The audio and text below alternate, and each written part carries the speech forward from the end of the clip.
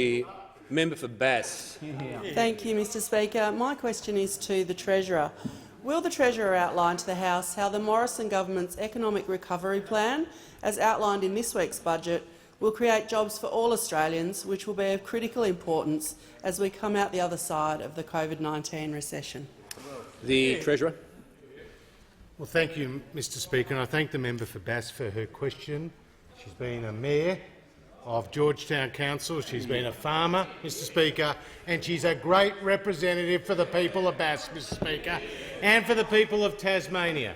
And around $1 billion in JobKeeper payments have gone to the people of Tasmania, and over $500 million in cash flow boost payments have gone to the people of Tasmania, and more than 230,000 Tasmanians will get a tax cut this year as a result of the actions of those on this side of the House, Mr Speaker.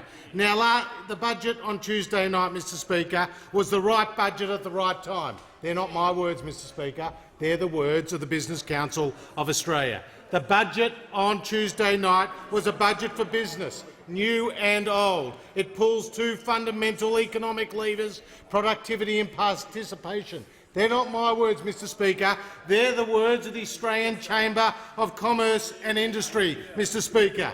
The budget on Tuesday night was arguably the most important budget of a generation, outlining a pragmatic but bold spending agenda that will accelerate agriculture's growth and regional Australia's contribution to the nation's bottom line, Mr Speaker. They weren't my words, Mr Speaker. That was the National Farmers Federation of Australia, Mr Speaker.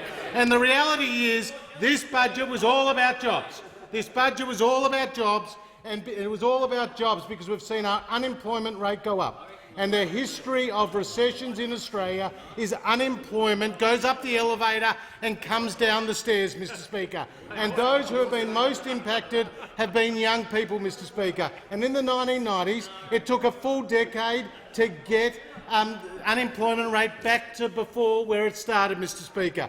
But it took 15 years in the 1990s to get the unemployment rate for younger people back to from where it started. And that's why this side of the House supports a job maker hiring credit, Mr Speaker, for those who are aged 16 to 35, which will support, according to Treasury, around 450,000 jobs. That's why the people on this side of the House, Mr Speaker, have supported $4 billion in support for apprentices, Mr Speaker, 180,000 apprentices protecting their jobs and including incentives to get another 100,000 apprentices into jobs, Mr Speaker, with $1.2 billion of support. That's why the people on this side of the House, Mr Speaker, support our job trainer program, helping to create 340,000 places for training. Mr Speaker, we on this side of the House are in favour of jobs, and this budget on Tuesday night will deliver just that.